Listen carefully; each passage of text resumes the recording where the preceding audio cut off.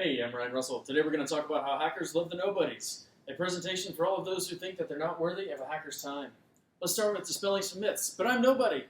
Or, who would want to hack me? So that's things I hear all the time, and it couldn't be farther from the truth. Even though you may not be a millionaire, you're exactly the kind of people that a hacker wants to target, right?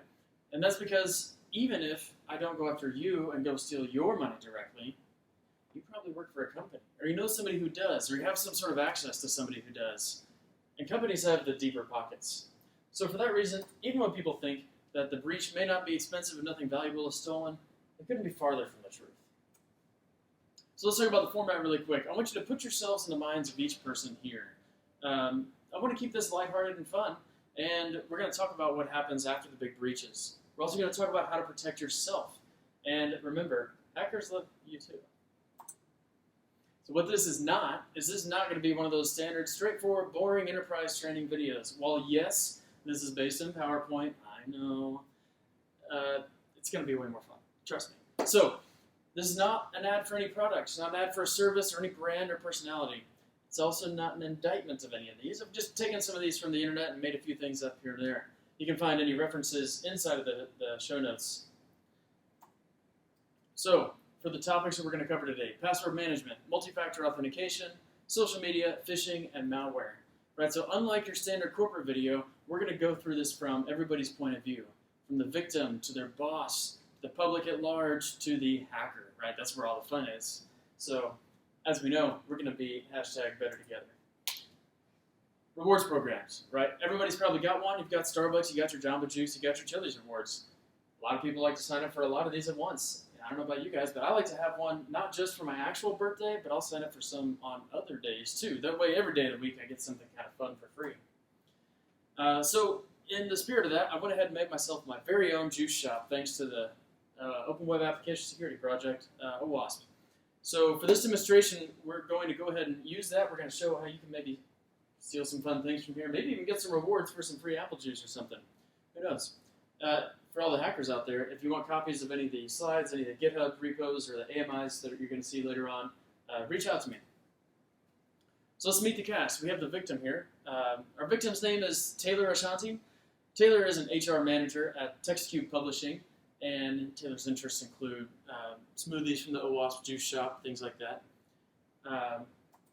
And then, of course, we have our hacker. So my employer for the moment is GI 532B, at least as of all the things that matter for today. My interests for this presentation are going to be hunting vulnerabilities, credential stuffing, password cracking, maybe a little bit of OSINT, and a little side of SQL injection. All right, so let's break into the juice shop. I'll say that we're going to do these demos with video because live demos aren't to be trusted. So I've gone ahead and done all of these videos and recorded them, and we're going to play that today. Right, so starting off, we've gone into our juice shop. And we're going to go ahead and just take a look around here, see if we find anything fun. Off the bat, I'm not finding anything too crazy. First, the login. Got to try admin. Okay, well, that didn't work. That's no surprise. Maybe we'll play around a little bit. Maybe make a thing. See, 5 to 20 characters. That's a good tidbit. We see some security questions here. I wonder if anybody's going to use that later. Maybe somebody has something we know. Now, that's an interesting typo here. We got a different error when I did that. So that kind of tells the hacker something. Hacker me knows that when I see different errors, when I throw in a special character, that there may be something fun to come in later on. So let's see if we can play with that a little bit more. I'm going to go ahead and give it something that I know is true. 1 equals 1. And if I do that, it looks like I get redirected back. But as it turns out, I just became the admin of this juice shop. So if we take a round, let's go find out what the admin knows how to do. All right, so at this point, doesn't seem like anything too crazy. I got the admin on this and some silly things here. Little JSON broken pages now and again, but it's nothing too crazy, right? Well, we'll see. We'll see.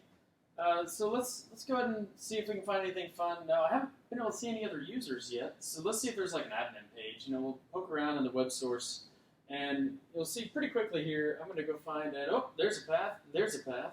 So maybe there's an administration and accounting path. Maybe I can steal some credentials. Maybe I can steal some payment card data. So off the bat, well, there's the user list. But notice I don't have any passwords. That's a little disheartening. to enterprising hackers such as myself. But I'll bet. Oh, dang! Even the admin can't get to accounting because if they control the money, they control you. So let's see what I can find. So to pause for a second, we don't have anything more than users and emails. There's no passwords, no card data, no addresses. This can't be that bad. Well, maybe not. So as we move forward into this, we'll go ahead and get a little bit more technical. Let's have a little fun. We're going to log in, but this time we're going to go back to the SQL injection that I did earlier. I'm going to take a quick copy of these, save your work. Remember, save frequently, save often. So now that I've got this, let's go ahead and store that as we go ahead, and we're going to send this another true statement with another clause. If we paid attention in English, we know that we have clauses for everything, so we're going to give one that says where the email is kind of like something. Well, let's figure out what. Let's log in as Bender. It's fun, right? So if we paste that in, log in. All right, we just became Bender, but we still can't get any data or anything. Nothing scary. It's a little weird that I can log in as him. Think about what happens if that's your social media site. But off the bat, there's nothing too terribly terrifying here until we do this next part, right? Because this time I'm going to watch what gets sent to the server, what the server sends back, and all that kind of fun stuff. And so remember, I'm only a few minutes into this, and as I do this, there's a little login thing that just went by. We'll bring it back up here in a second. Here we go. I see this token here. Now the thing about crazy tokens like this is it always means something, right? That means they stored some data in here. I have a personal chef. He's a British guy from the GCHQ because the Brits gave us CyberChef. That's a fantastic tool. Somebody's going to grab a from base 64 recipe here, paste that in, and whoop, there's a password. Except that looks a little funny. That looks strangely like an MD5 hash, but it could be that he's using a password manager, which is a great way, by the way, to make sure that you're keeping all of your passwords safe. You keep them rotated. You give them crazy things that nobody's going to remember. So just in case, I'm going to go ahead and save that here, and I'm going to store that. And you know that thing that they do in cooking shows where they say, like, and I've got one that's done? I'm going to do that right now. So rather than making you watch all of that, I've done this a few times, and you'll find that since they are all the same length, they follow the same structure, there's no special characters, this definitely tells me this is a hash. So hash represents a password, but it's not the actual password. And we're going to come back to this, but I want you to see like how easy this has been already for me to get these hashes. Right, so I'll reiterate, we want to go ahead and be using better password management. So if you use the same password everywhere, what I just did is already getting you onto a track to getting caught. So what you could do instead is use one of these common, like LastPass for instance is one, and then you have algorithms that you could use where you take like a base password and add things on. Now of course that's pretty easy for hackers to figure out what that algorithm is, and then they can start using that on other things. But I'll point out that you saw how quickly this was to get in. Passwords aren't really that secret. It's kind of like locking your door. In this case, the thief just needed to know to jiggle the handle just right to get in. And that wouldn't take that long for a talented person to walk their way in. Or like, locksmiths, they keep out people, or locks keep out people, and locksmiths are able to let them back in pretty quickly. But you'd still lock your door when you go out, and you should still lock down your accounts. And the greatest way to do that is to not use the same simple key everywhere you go, because unlike your house, this kind of key doesn't require me to go all over the place to keep going. So let's go ahead and move on to the next little bit here. So I've got this. Let's try what happens if I log in as this Where's Sprout guy. So he's got something a little bit special going on with his account. So he's being pretty smart. We're going to see here in a second that he's got himself some two-factor auth going on. And that's what I see as the hacker here. But then when I come into the login, I notice the time-based one-time pass token is required. Dang, can't log in as him, but let's see if I can get anything out of that hash. So I'm going to go right back to my handy-dandy CyberChef. And even the GCHQ, that's the British Intelligence Services, can't get in. But it says password valid. So what does that tell you? Since I put in dummy data for the password, just by having two-factor auth turned on, this user was able to protect themselves against their password getting leaked because look at that. So let's dispel that first myth. Remember how we said, but nobody would want to hack me? I didn't. I hacked the site. Why would I hack you and go find all these individuals to hack and learn all about them, when instead I could just hack some vulnerable sites and compromise users en masse? That sounds way better. So much so that you've probably heard of these big breaches. Right? LinkedIn had 80 million records get exposed in 2015. Uber, 57 million. Equifax, 143 million. That's half of America. And Marriott, of course, 500 million. That's like 1 3/4 times the size of America. It's pretty big. Time is money, though, right? So even for a hacker, when I think about whether or not I want to waste the time to try to break your two-factor, why? So here's what we find. People tend to be pretty protective of their Gmail accounts. They know that controls everything. Per Google, they said that. 1% of Dropbox. Now that one's interesting to me because you would think that people would care more, but maybe their documents they think aren't that secret. So how much time do you think I want to spend cracking those like 1 to 10% instead of the other 90 to 99%? I'm going to say, nah, let's go on, because we see the same thing happen here in the juice shop. One person did it. Why do I want to waste my time for that? I'm just going to move on and get some money while I can. Right, so we're going to move forward and we're going to see how this works. Let's go ahead and grab a container for this. So it's a brand new Hashcat container. I'm going to go ahead and pull that down, and what we're going to do next, I'm going to go ahead and grab a little text editor, paste in all these hashes that I stole minus the two-factor auth one, and let's go ahead and just see that we got them here in our container. And we do. So now we're going to go find some probable word lists, right? So again, I Googled probable word lists, and here's what I found. Like, oh, this is only the ones that show up in a certain amount of breaches. How convenient is that? Oh, real passwords. I want those. Yeah, so let's go ahead and find, oh, this looks fun. Top 200 most probable. It's the ones used in the most number of attacks. So we're going to go ahead and clone this down, and I'll say it takes a minute to download. So I'm going to go ahead and just skip over this part. And here we go. So we've got it downloaded. Now let's go ahead and just take a look. So as we look into this, we're going to see we have all these most probable word lists. If we go ahead and just view this, we see it's easy words, things like test, got some dirty words in there, some basic things, people just run across the keyboard. Cool. Let's go ahead and do some cracking. So we're going to go ahead and show this once again. We've got these hashes here, and we're going to go ahead and say hashcat, the M0, that's MD5, A0, telling us we're going to go for a straight attack, saying hashes.txt on this probable word list with this output file. How long do you think it takes? Done. It was approximately 2 seconds if you look down here at the timing on that. Here's the passwords. That's pretty fast. Now you see why two-factor auth is starting to make a really big difference, right? So hopefully that's the lesson everybody took out of this, because as we see here, even though I've only gotten a small amount of people's out of here, I'm getting them pretty quick. Now, so I've gone ahead and passed in the rest to a little GPU cluster I got at the house, and I want to go ahead and get a few more, because 3 out of 15, that's not great. But as I said, protect yourself with two-factor auth, right? The bad guy got your password. Multi-factor can help prevent him from logging in as you on the website. And as I showed, this can even help prevent your password from getting leaked in other ways. So let's see some examples, right? Microsoft Authenticator is pretty cool. You can do little push notifications and get little approved things. You just say approve. It also can be tied into biometrics, so that you can do something you have, something you know, and something you are. When you type your password, you have your token, and it sends you a prompt. When you hit approve, it says do your Touch ID or your Face ID. That's pretty cool. That's super easy to do. There's also things like these time-based one-time passwords, right? So they've got rotating numbers. You scan the barcode to get them all set up, so it's really fast, really easy. But my personal favorite is FIDO. Right, so that's a proof of presence thing. Got some here. So what we're going to see, show off a few of these. Let's come up close. So they're just little USB keys, right? There's even one for USB-C, some fun stuff like that.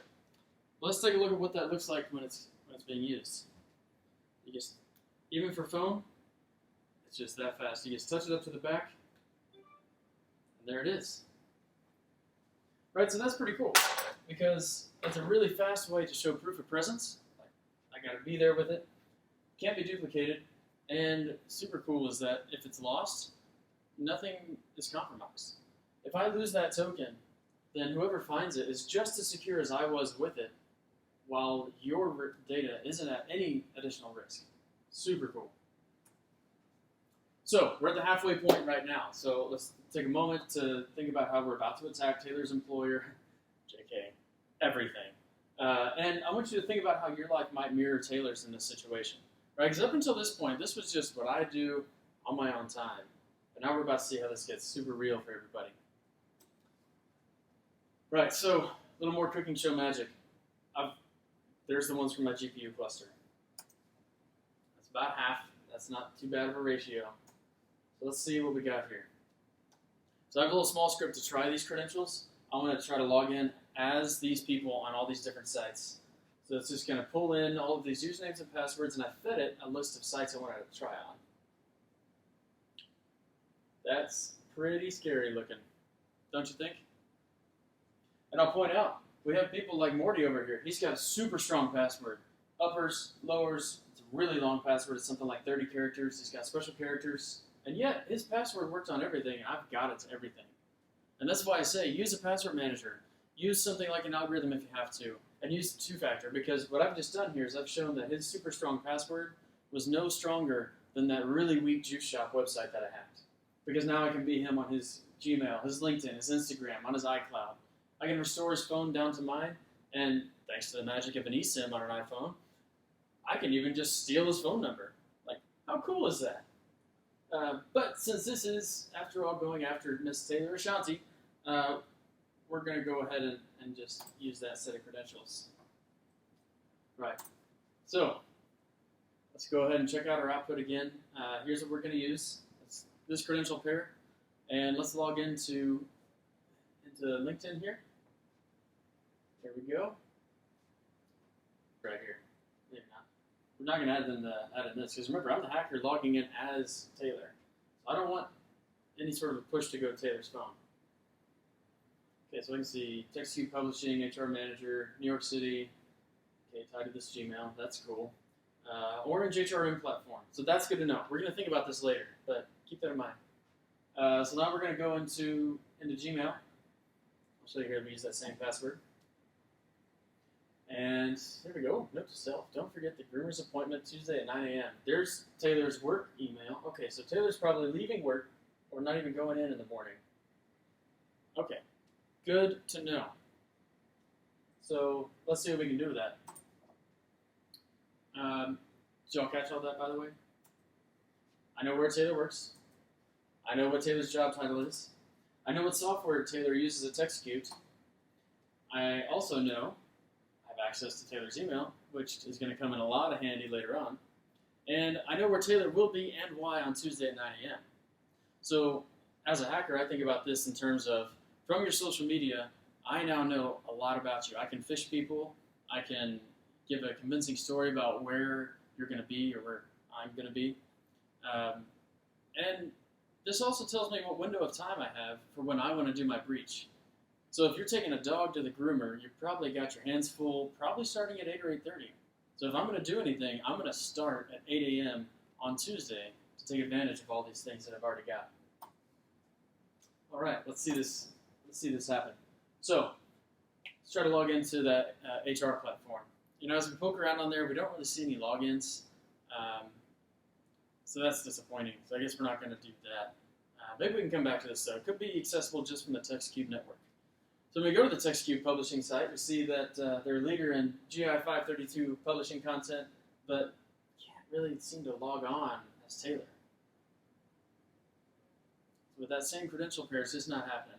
So let's go back and see if we can find anything else interesting. See some information, maybe some, okay, got a presentation going on that's due soon. So that's going to be good to know. We might be able to use that. See some future stuff going on if anybody asks about that stuff. Employee logon, that's what I love to see, right? So let's try that. Okay. Let's try that password. Okay, that didn't work. Now we don't want to get ourselves locked out, right? Because that's how you tip off the employee. Can't be having that. But they did put a nice link to a help desk chat So we're going to go ahead and try that out. I can't log in. I need to get back to work. And you know, a big part of phishing is always this premise of, I want to give you some pressure. I need it to be time-based. I need to give you just enough information for you to not question things without so little or so much that it causes it to be like too vague or too like on the nose. So I'm going to do the standard thing, right? If you've ever worked at a regular job, you know what it's like to talk to help desk. So you just like, here's what's going on, and I'm really busy, and I don't have time for this. That's one of the biggest things we see in the regular help desk. This doesn't stick out at all, but it puts that sense of urgency back on John, the help desk guy. Okay, so he's going to ask me some security questions.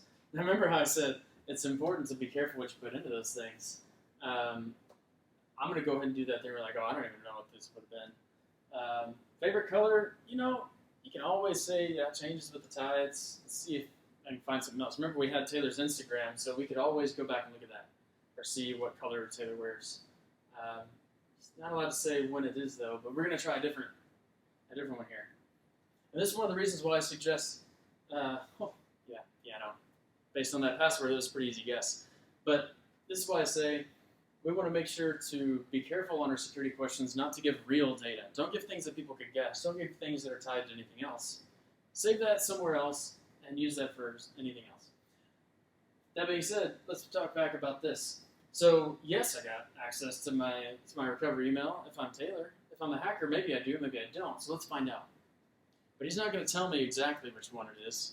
He's going to give me like a censored thing. But that's enough for me to know, yes, that's the one I've got.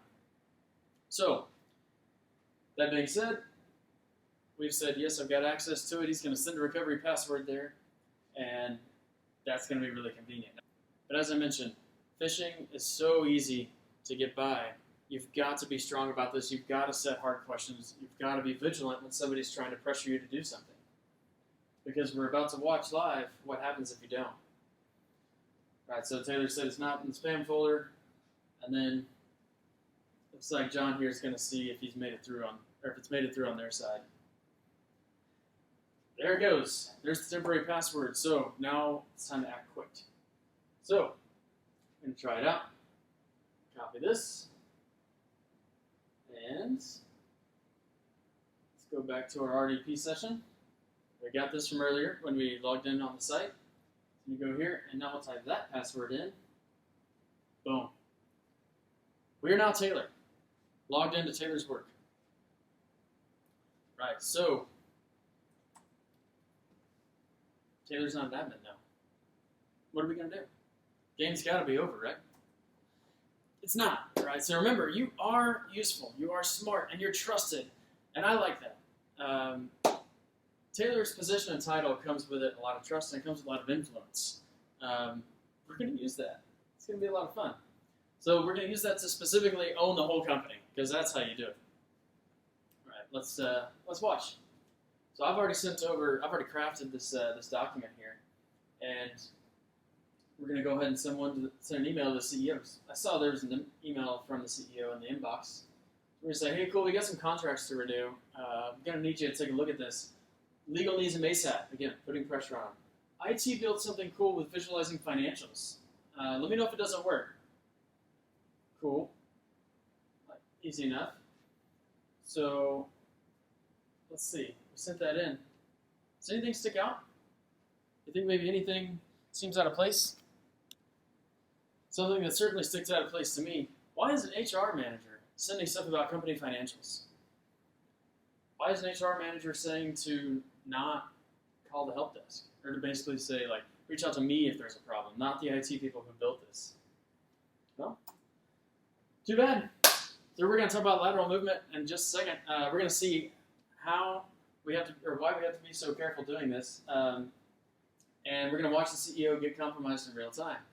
As they say on the internet these days, feeling cute? Might install some ransomware later. So the hacker screen is going to be on the left, and the CEO screen is going to be on the right. Okay. So what we're going to see here from Taylor is we've got our all of our stuff here about. Please look at this and get it to me quickly. Let's watch. Our hacker here is going to go ahead and open up a listener. He needs to make sure that whenever Mike clicks this link, he's going to catch it. So inside of this document, we've stashed a few things. went ahead and stashed a few tools. They're going to go ahead and put themselves on the computer just locally there, and it's going to give me a little something special. So as the CEO goes through and reads this, he's going to go ahead and see, okay, nothing fancy, blah, blah, blah, blah, blah, click this thing. That's what I care about at the end of the day, right? He's too busy to be worried about all that. So go ahead, click the link. And yeah, well, Taylor sent it. Financial merge is exactly what I'm expecting. Oh, stupid IT guys, they of course messed it up. Whatever, let's minimize this, and we're going to send an email back to Taylor to say, hey, your thing's broken, but did anybody catch that? We've got a shell. So the hacker here now has a remote access Trojan. So they're now inside of your network. And that's what we'll see here in just a second. They're inside of the network, not just as anybody, but they're in as the CEO. And you know, my favorite thing about becoming people whenever you're hacking is that people just love trusting CEOs. They also tend to do anything a CEO asks because everybody wants to move up, right? Everybody wants to impress them. You want to be the yes man. So yeah, let's just take a look here. So who am I? Well, I'm Mike, of course. All right, let's go to my tools folder. This is my favorite part. Since we're already here as Mike and we've got into his email, you know I'm going to steal his contacts, right? Because you know, what is it that that helps businesses stay so strong? Like small publishing things, like, oh yeah, it's your contacts. So there we go, stealing those, exporting them, transmitting them back to my server. That's all pretty quick. What do you want to do next? Malware. Yes, please. Send it both. All right, so we're going to download the messages that I've stored up in the cloud, sending them to the organization. That's always fast. Sending to all these. He's got a really good internet connection. These are sending through these emails fast. So it looks like he had about 100 contacts. I've already sent it to everybody. Looks like it's going to run some crypto locker. It's a what? Self-destruct. Let's find out what happens. So he just got hacked, and it looks like there was a little bit of a mistake here, but that's okay. It doesn't really matter what happens at this point. He's already, the crypto locker has started. His day is over.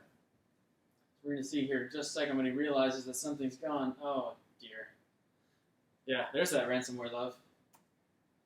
So, as Billy Mays would say, but wait, there's more. This is what it's going to look like for the people outside of the company. Right, so they're going to see this really sad story. Notice all customers, partners, and users of TextCube Publishing. We've been hacked. Here's what's affected, and here's what you can do. There's this one-touch thing. There's a little token that you can use in case the one-touch doesn't work. This pretty little like one-touch identity protection thing. Or we're going to pay for 3 years. Don't worry. So of course, when the CEO of a trusted publishing company that's done you well for so long tells you and says we've enlisted the help of this expert group. Of course you're going to do this. We're going to put in our social security number. We're going to say that our Hotmails are going to be attacked and that our MySpace is going to get hacked. And it doesn't really matter what happens after you click and roll because we've already started. And really, you don't even have to click. With modern web these days, like as you type it in, we can be capturing. That's not a problem at all. Let's see what happens from Taylor's perspective. So, let's see an email from Mike. Notice all employees. Oh dear. Yeah, what data is affected? Usernames, passwords, HR platform, looks like it got hit. Must have been using Taylor's account in the back. Let's see, I already notified the customers, that's good. Save your work, okay. This is where it's all stored. So cool, we have some tools, we're gonna catch the bad guys. That's what we want. Right, except, here's the thing, you know, we've got 5 years of identity stuff coming, but let's run that. But let's do forget. This was all put in by the hacker. This was part of those emails I sent internally to the company. It's pretty easy to do at this point. So we're going to forensics. Image capture tool. That's what we want. Yeah. Click that. Okay, cool, cool. Let's see stuff closing. Oh, dang it. Looks like Taylor got hacked too. So, in summary, you are a useful, powerful, and important person, and an excellent target. Right? And we as hackers love you for it. People don't get hacked so much. Companies do. And it's very automated. As you can see here, a lot of this stuff is done with scripts. You really need to manage your passwords. You've really got to use different ones for each site if you can. You need to rotate them often. Keep up the complexity. Use as strong a password as you possibly can. And do your best to use 2FA. Once you add that second factor authentication onto there, it's really hard for all of these kinds of things to impact you. And notice how much this protects other people if you do your part. Right? So this is a shared responsibility. Social media leads to phishing. So be careful what you post. You can map organizational structures. You can figure out who does what. You can figure out what technologies are being used. And to the point of which you can figure out which companies are using old technology so that you know where to start your hack. So be really careful on social media what you're posting. Malware magnifies the problem, right? We know that malware is where it goes from creepy to a big issue. So remember to be careful what you click and report suspicious behavior. Because if you don't tell anybody, how is anybody else going to be able to clean up after all of this? So here's just a few of my references here. There's a few more linked throughout the notes and the slides, and at the end of the day, there's just no way to reference all of these things very effectively. We have things like Docker, Mac, Amazon, and all sorts of things that are being used behind the scenes. So if there's any questions, please feel free to go ahead and put in a comment down below. And thank you for watching. I've been Ryan Russell.